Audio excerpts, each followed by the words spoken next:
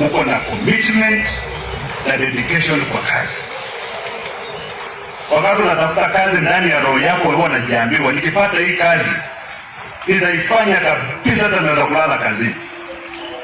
Lakini wakati unapewa barua hivi kwamba one marifa now you've been confirmed to permanent and pensionable establishment, watu wengi commitment kwa kazi nafanya nini? Nenda chini. Anasema nitapelekwa wapi? Sasa unakuwa ni mtu tu kutafutwa na kuangalia kama mkubwa hakuna, wewe pia kazini uonekane huko. Watu wetu at the core, ndani ya mind yako, ndani ya kichwa yako, uko unakumbuka all the time ya kwamba kupata nafasi katika public service ni Mwenyezi Mungu ameweka mkono na ni privilege. It's not your right. It's a privilege.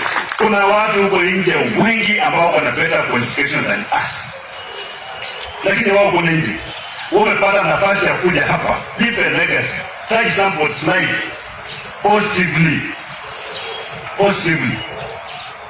Wale watu wanaosuru wamesema kwamba na wapea niko na lunch, niko hapa ni saa ya lunch, wanataka kumkata, si ndio?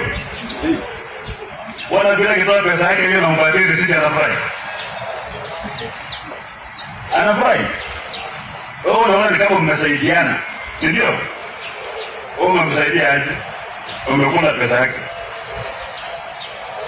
anakupatia pesa, lakini anaongea anakuombea, ndugu yangu kisikie nani roho yake, utakula pesa ya mtu tena.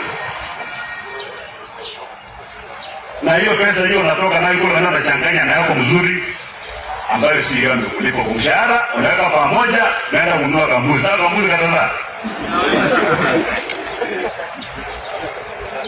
kata kusumbua hata akatawahi kuzaa. Na maana umetoa umeambiwa ni pedigree, sijui ni nini na nini, wewe mwenyewe umeingiza laana hapo. So let us just be satisfied with what we have and be committed to serve our people. Acha niwaambie baraka mingi hata uambiwi. Unafanya tu mtu kitu kizuri, anasema tu huyu mtu ni mzuri, Mwenyezi Mungu bariki. Hata hajakwambia wewe.